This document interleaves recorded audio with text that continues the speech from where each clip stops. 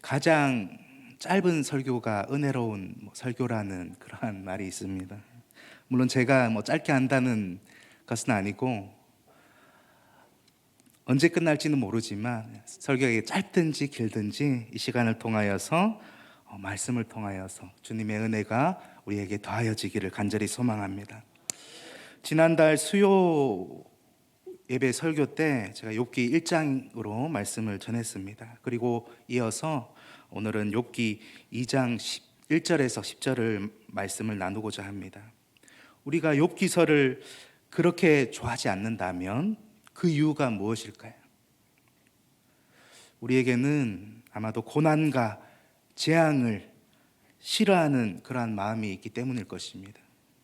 아무도 재난이나 고난을 당하고 싶지 않을 것입니다.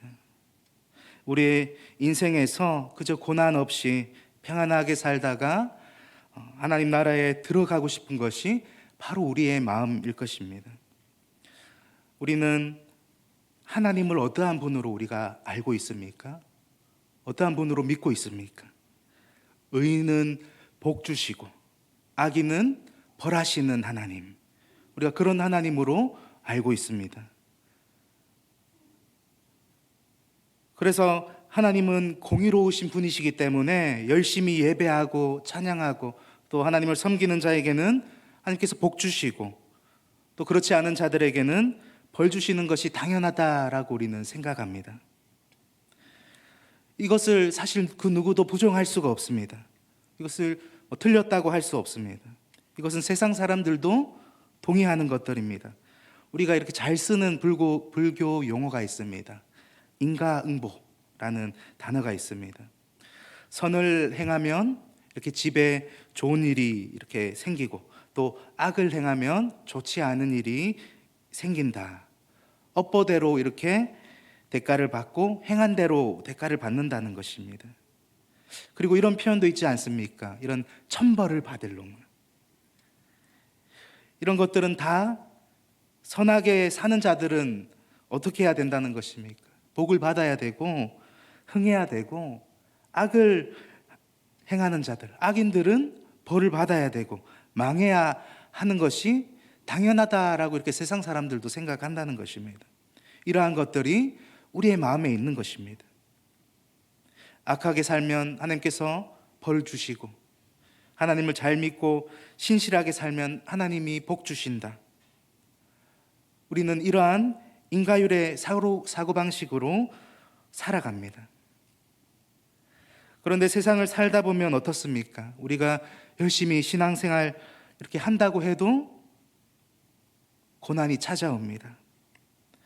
공의로우신 하나님이시라면 우리에게 복을 주셔야 되는데 왜 고난을 주시는가? 욥기를 보면 사탄이 하나님 앞에서 어떻게 참소합니까? 이렇게 참소합니다. 욥이 하나님을 경외하는 것도 다 이유가 있기 때문입니다. 복을 주셨기 때문입니다. 바로 인과율적으로 그런 관점으로 사탄이 말하고 있는 것입니다. 3장에서부터 이렇게 나오는 내용을 보면 욥과 욥의 친구들도 마찬가지입니다. 친구들은 욥이 죄를 지었기 때문에 고난을 받는다고 생각했습니다. 욥에게 죄가 있기 때문에 고난을 받는다고 생각했습니다. 하나님은 공의로우신 분이시기 때문에 까닭 없이 이렇게 고난을 내리시지 않는다라고 이렇게 생각한 것입니다. 욥도 마찬가지였습니다. 욥은 죄를 지은 것이 없는데 하나님 앞에 정말 의로운 자였는데, 하나님도 인정한 의로운 자였는데 이러한 고난이 욥 자신에게 주어진 것을, 이 상황을 이해하지 못한 것입니다. 욥은 이러한 고난받을 만한 죄를, 그 죄가 자신에게 없다고 이렇게 생각한 것입니다. 그리고 공의로운 하나님께서 죄에서 떠난, 죄를 짓지 않는 자신에게 이 고난을 허락하신다는 것을 이해할 수가 없었습니다.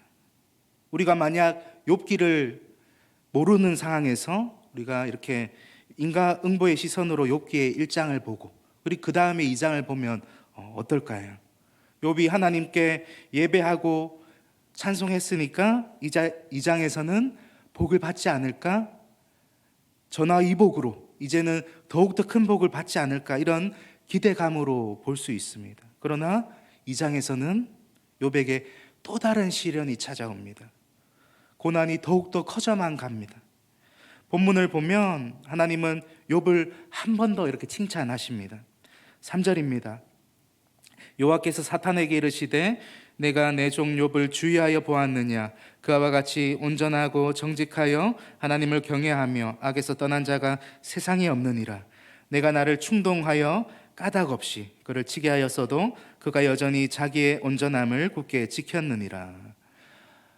그러나 사탄은 이 하나님의 이 말씀에 이렇게 대답합니다. 4절과 5절을 보면 사탄이 여호와께 대답하여 이르되 가죽으로 가죽을 바꾸오니 사람이 그의 모든 소유물로 자기의 생명을 바꾸올지라.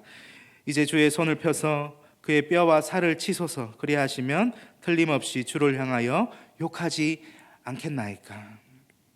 가죽으로 가죽을 바꾼다라는 이 말은 아마 그 당시에 쓰였던 그런 속담 같은 격언으로 보입니다. 가죽은 사람의 피부, 또 나아가서 사람의 몸을 의미합니다. 그리고 한글 성경에는 이렇게 바꾼다라고 이렇게 표현을 하였는데, 그리고 영어 성경에서는 skin for skin으로 이렇게 번역을 하였습니다. 이 영어 성경처럼 뭐뭐를 위하여라는 표현이 더 원 의미에 가깝습니다. 그래서 자신의 몸을 위하여 다른 사람의 몸도 해칠 수 있다, 그런 의미입니다. 그래서 사탄은 욥에게 생명의 위협을 주면 욥도 틀림없이 하나님을 욕할 것입니다. 생명은 소중하니까 하나님을 욕할 것입니다, 이렇게 말하는 것입니다. 그런데 여기까지만 보면 우리가 1장과 2장이랑 너무나 비슷합니다. 그런데 다른 점이 하나가 있습니다. 3절에 보면 내가 나를 충동하여 까닭 없이 치게 하였어도, 까닭 없이가 나옵니다. 까닭 없이 고난을 허락하셨다는 것을 언급하고 있습니다. 우리가 이렇게 차를 이렇게 운전해서 몰고 가는데 누가 뒤에서 이렇게 차를 박았습니다. 그럼 과실이 어떻게 됩니까? 100대 0입니다. 뒤에 차가 100%로 이제 사고를 일으킨 원인이 뒤에 차에 있기 때문에 100% 뒤에 차가 잘못입니다. 그런데 욥이 이렇게 고난을 받는 경우는 욥이 차를 몰고 가다가 누가 이게 뒤에서 박았습니다. 누가 봐도 100대 0인데 욥에게는 아무런 원인도 없는데, 그런데 욥에게 가실이 있다고 말하는 것입니다. 욥 자신에게는 고난을 받을 만한 원인도 까닭도 없는데 이렇게 고난이 시작되었습니다. 그런 까닭 없는 고난에도 욥은 재산과 자식들 다 죽었을 때에도, 또 자신의 몸이 병들어서 생명의 위협을 이렇게 느꼈을 때도 욥은 하나님을 떠나지 않았습니다. 사탄은 이처럼 우리를 넘어뜨리기 위해서 우는 사자와 같이 우리를 지켜보고 있습니다. 계속해서 공격하고 있습니다. 하지만 이런 사탄조차도 하나님의 영광을 드러내는 도구일 뿐 우리의 생명만은 건드릴 수가 없습니다. 처음에는 욥의 소유물을 건드렸습니다. 두 번째는 욥의 몸을 건드렸습니다. 그러나 하나님께서는 욥의 생명만은 허락하지 않으십니다. 6절에서 하나님께서 말씀하시길 내가 그를 내 손에 맡기노라. 다만 그의 생명은 해하지 말지니라. 생명은 이 만물의 주인이신 누구에게 있습니까? 바로 하나님께 있습니다. 우리가 어떻게 보면 몸과 이 생명이라는 것은 분리가 될 수 있는 것은 아니지만, 우리가 구분하자면 우리가 몸보다 중요한 것이 바로 생명이라는 것입니다. 사실 우리는 어디에 더 관심이 있습니까? 내 생명에 관심 가지기보다 내 소유물, 내 몸에 더 관심을 가집니다. 왜냐하면 이 생명은 나의 소관이 아니기 때문입니다. 내가 살고 죽는 것은 우리가 어떻게 할 수 있는 영역이 아니기 때문입니다. 정작 중요한 것은 생명인데 생명에 관심이 없고 우리는 우리의 재물, 우리의 소유, 우리의 자녀, 우리의 건강에만 관심을 가지는 것이 바로 우리의 모습입니다. 그러나 놀랍게도 욥의 관심은 그 생명을 주관하시는 하나님께 있었습니다. 7절을 보시면 사탄이 이에 여호와 앞에서 물러가서 욥을 쳐서 그의 발바닥에서 정소리까지 종기가 나게 한지라.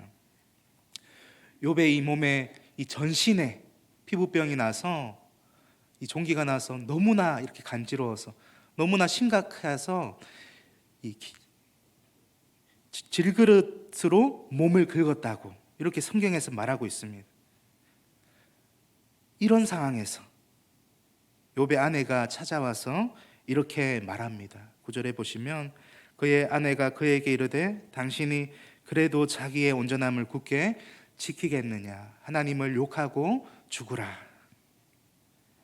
아내가 욥을 봤을 때 욥은 어떤 인물이었을까요?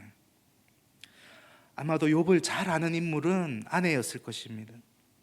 자녀들이 잔치를 하다가 혹여나 이렇게 범죄하지는 않았을까 염려하여 이제 잔치 후에 자녀를 위하여 하나님께 제사를 드렸던 사람이 욥이었습니다. 그리고 그런 욥을 바로 옆에서 지켜본 사람이 또 그 아내였습니다. 욥의 아내는 욥이 얼마나 하나님을 경외하는 사람인지 그 옆에서 바로 옆에서 지켜본 사람입니다. 그렇기 때문에 이제는 욥의 그 모습에 오히려 화가 납니다. 당신이 그렇게 하나님을 잘 섬겼는데 그 결과가 이것인가요? 재산과 자식을 모두 잃고 이제는 건강도 잃는 것인가요? 그런 하나님이라면 그냥 하나님을 욕하고 죽으세요. 아내의 말 속에 어떤 것이 들어있습니까? 바로 인가율이 들어있습니다. 당신이 하나님을 잘 섬겼다면 복을 받아야죠. 혹여나 재산, 소유물을 잃었다고 할지라도 그 상황에서조차 하나님을 예배했고 또 찬양했던 당신이라면 하나님이 그 몸만은, 그 건강만은 그냥 그대로 두셔야 되는 것 아닌가요? 이런 마음이 아내에게 있는 것입니다. 아내의 말에 욥이 어떻게 대답할까요? 10절에서 욥이 이렇게 대답합니다. 그가 이르되 그대의 말이 한 어리석은 여자의 말 같도다. 우리가 하나님께 복을 받았은즉 하도 받지 아니하겠느냐 하고 이 모든 일에 욥이 입술로 범죄하지 아니하리라. 사탄은 분명히 욥도 이 욥의 아내처럼 이렇게 반응할 것이라고 이렇게 생각을 했을 것입니다. 그러나 욥은 달랐습니다. 하나님이 복을 주셨으니 받는 것도 화도 받는 것도 당연하다. 욥은 이렇게 두 번째 시련이 와도 하나님을 붙들었습니다. 하나님을 떠나지 않았습니다. 사랑하는 성도 여러분, 이 고난이 없는 인생은 없습니다. 그리고 실제로 우리에게 감당할 수 없는 이 욥과 같은 고난이 우리에게 찾아온다면 아내와 같이 반응하지 않을 사람이 얼마나 있겠습니까? 하나님을 원망하지 않을 사람이 얼마나 있겠습니까? 이처럼 차라리 하나님을 욕하라라는 이것이 인가율의 관점으로 살아가는 우리의 모습입니다. 우리의 생각들입니다. 그렇다면 이러한 모습으로 살아가는 우리에게 이 욥의 고난을 통해서 이 까닭없이 고난이 온 이 욥의 모습을 통해서 우리에게 주시는 그 말씀은, 그 메시지는 무엇일까요?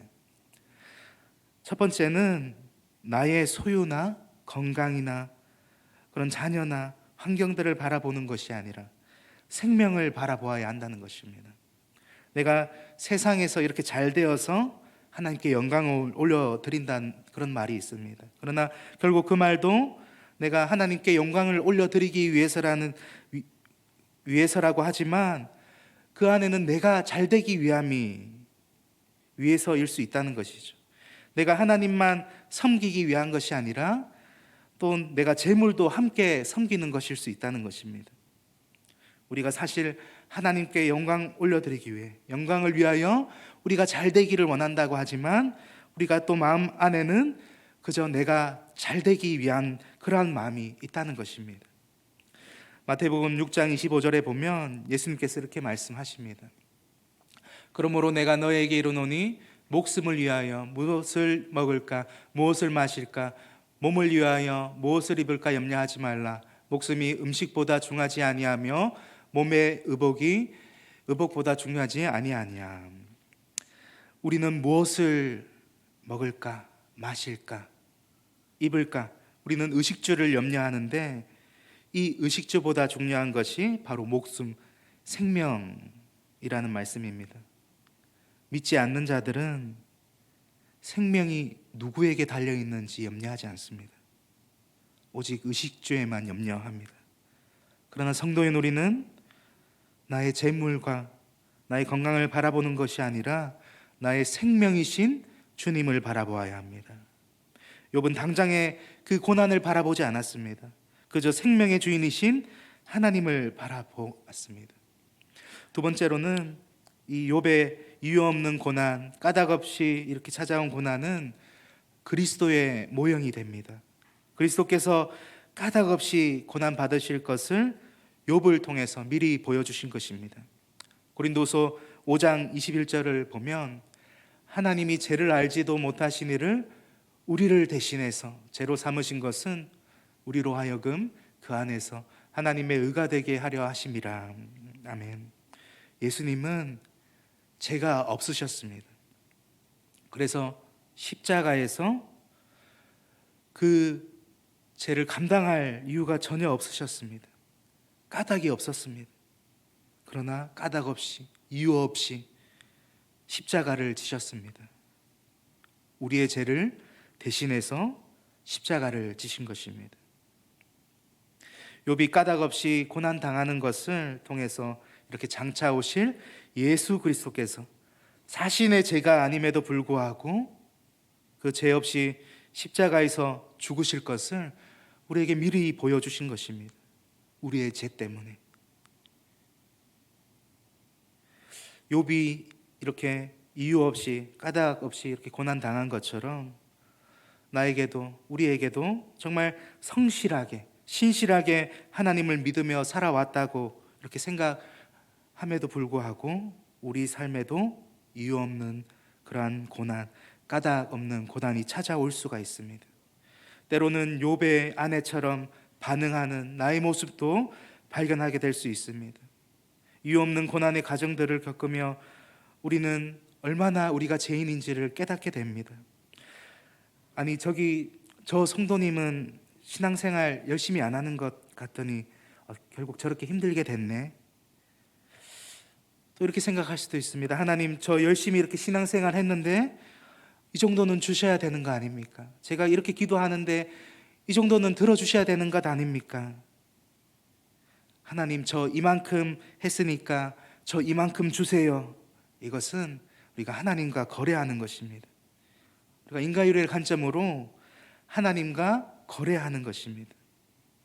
우리가 시편 121편 말씀을 보고 말씀을 정리하고자 합니다. 이스라엘 백성들은 이 신명기 16장 16절에 보면 1년에 3번 이렇게 무교절과 칠칠절 초막절에 하나님이 택하신 곳, 그 성전에 이렇게 나아가야 했습니다. 그래서 성전에 올라가는 노래, 성전 순례시는 말 그대로 절기마다 이스라엘 백성들이 성전으로 올라가는 그 여정 가운데서 불리던 찬송입니다. 그런데 이 순례자들이 가던 그 길이 가깝고 평탄하고 안전한 길이었을까요? 지금 우리들은 너무나 교통이 좋은 시대입니다. 도로가 너무나 잘 깔려 있어서 이렇게 다니기가 너무나 좋습니다. 그러나 그 당시 순례자들이 성전으로 나아가야 했던 순례자들이 걸어가야 했던 길은 전혀 순탄하지 않았습니다. 길도 잘 닦여 있지 않았고 지금보다 더 야생의 그러한 위험들이 있었을 것입니다. 또 광야는 어떤 곳입니까? 물도 찾기 힘들고 음식도 구하기 힘들고 낮에는 타는 듯이 덥고 또 밤에는 또 너무나 추운 그런 곳입니다. 또 모래 폭풍과 맹독이 있는 그러한 뱀이나 정갈들, 그런 동물들이 순례자들의 목숨을 위협했습니다. 성전으로 나아가는 순례자들은 이 험하고 고된 길을 걸어가는 그 가정, 그 여정 가운데 불렀던 이 하나님께서는 나와 너의 또 우리를 지켜주시는 하나님이시다라는 이런 신뢰의 고백, 그런 믿음의 찬양이 바로 지금 이 함께 볼 시편 121편의 말씀인 것입니다. 우리 121편을 함께 보도록 하겠습니다. 내가 산을 향하여 눈을 들리라. 나의 도움이 어디서 올까? 나의 도움은 천지를 지으신 여호와께서로다. 여호와께서 너를 실족하지 아니하게 하시며 너를 지키시는 이가 졸지 아니하시리로다. 이스라엘을 지키시는 이는 졸지도 아니하시고 주무시지도 아니하시리로다. 여호와는 너를 지키시는 이시라. 여호와께서 내 오른쪽에서 내 그늘이 되시나니 낮의 해가 너를 상하게 하지 아니하며 밤의 달도 너를 해치지 아니하리로다. 여호와께서 너를 지켜 모든 환난을 면하게 하시며 또 내 영혼을 지키시리로다. 여호와께서 너의 출입을 지금부터 영원까지 지키시리로다. 아멘. 순례자들이 그 험난한 쉽지 않은 그 순례의 길을 걸어가면서 그들은 그들의 삶의 문제에 집중하지 않았습니다. 자신에게 주어진 그런 시련을 바라보지 않았습니다. 이 먼 길을 가다가 산을 만나면 그러니까 어떻게 해야 됩니까? 돌아가든지 산을 넘어가야 합니다. 어찌됐든 둘 다 힘든 것입니다. 이처럼 산이라는 것은 고난을 의미합니다. 그들이 눈을 들어 이렇게 산을 봅니다. 고난을 마주했습니다. 그런데 그들은 이제 다시 눈을 들어서 또 다른 산을 봅니다. 바로 시온산, 성전이 있는 시온산을 바라봅니다. 그들은 자신의 삶 속의 문제들로부터 고난, 걱정, 근심으로부터 눈을 들어서 성전을 바라봅니다. 하나님을 바라봅니다. 나의 도움은 천지를 지으신 여호와에게서로다. 그리고 또 계속해서 고백합니다. 여호와께서 너의 출입을 지금부터 영원까지 지키시리로다. 집에서 나가고 또 일하고 다시 집으로 돌아오는 그런 일상적인 삶에서부터 또 순례의 여정을 떠나서 예루살렘으로 들어가는 그 성전으로 들어가는 그 모든 순간을 지키신다고 이렇게 고백합니다. 하나님께서는 우리의 이 일상적인 모든 삶, 모든 순간순간 우리를 지켜주시고 또한 우리가 천국으로 가는 그 순례의 길 가운데에서도 우리의 믿음을 지켜주셔서 우리가 그 길을 잘 걸어갈 수 있도록 그 길을 완주하게 하십니다. 사랑하는 성도 여러분, 순례자들에게 얼마나 많은 고민들이 있었을까요? 걱정들이 있었을까요? 또 순례의 여정 가운데 닥쳐오는 고난들은 얼마나 힘들었을까요? 그러한 상황 속에서 하나님이 나를 지켜주신다라는 이 고백이 얼마나 믿음의 고백입니까? 사랑하는 성도 여러분, 우리들도 순례자입니다. 구약의 순례자들은 예루살렘의 성전으로 나아갔지만 신약에서 순례자들은 천국으로 그 순례의 길을 걸어갑니다. 문제는 고난과 환난이 넘치는 이 세상에서 하나님이 나를 지켜주시고 보호해 주시는 것이 아니라 그냥 내버려 두시는 것 같다고 느껴질 때가 있다는 것입니다. 하나님은 나를 항상 지켜주시고 보호해 주시는 분이신데 왜 내 삶 속에서는 이렇게 고난과 어려움이 찾아올까? 왜 믿는 자들의 삶 속에 이렇게 슬픔과 고민들이 많을까? 사랑하는 성도 여러분, 오늘 이 시간 욥의 까닭 없는 고난과 욥의 말씀을 통해서 우리에게 말씀하시는 것은 결국 삶의 이 이해할 수 없는 고난, 까닭 없는 고난을 통해서 누구를 바라보게 하시냐면 예수 그리스도를 바라보게 하십니다. 그리스도의 죽음, 얼마나 억울한 죽음입니까? 죄 없으신 분께서 우리를 대신해서 십자가에 달리신 것 아닙니까?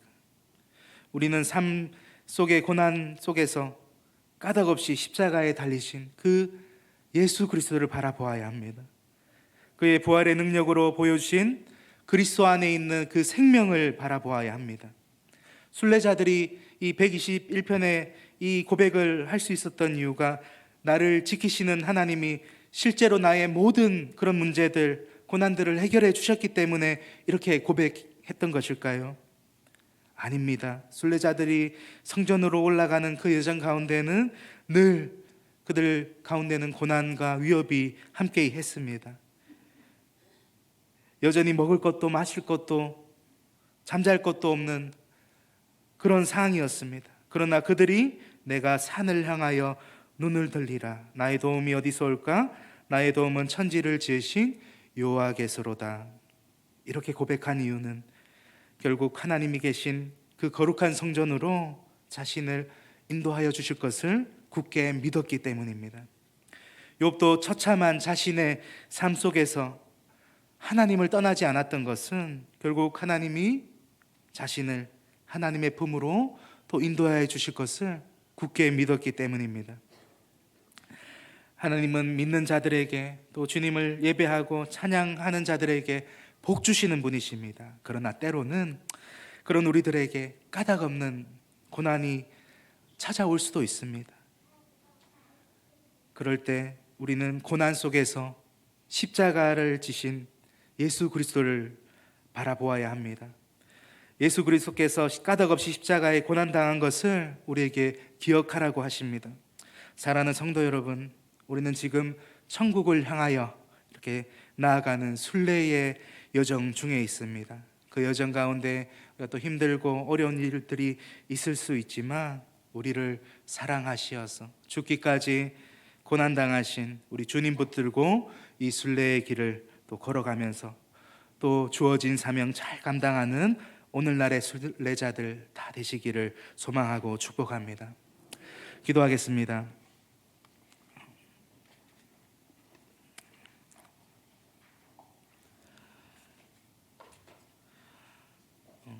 한명희 권사님 신방 감사 헌금 드렸습니다. 좋으신 하나님, 이 시간 또 하나님의 사랑 안에서 또 말씀 듣게 하시니 감사합니다. 우리의 순례길 가운데 항상 지켜주시고 보호하여 주시며 믿음을 더하여 주신 그 은혜 감사합니다. 욥의 계속되는 고난 속에서 믿음을 지켰던 것처럼 우리 또한 고난 속에서 우리의 어려움 속에서 고난을 바라보는 것이 아니라 하나님을 바라보게 하시고 그 안에 있는 생명을 바라보게 하시고 십자가를 바라보게 하여 주시옵소서. 우리가 고난을 마주할 때 또 우리가 얼마나 큰 죄인인지를 깨닫게 하시고 날마다 깨어지고 부서져서 나는 죽고 주님만 드러나는 믿음의 성도 되게 하여 주시옵소서. 감사합니다. 예수님의 이름으로 기도합니다. 아멘.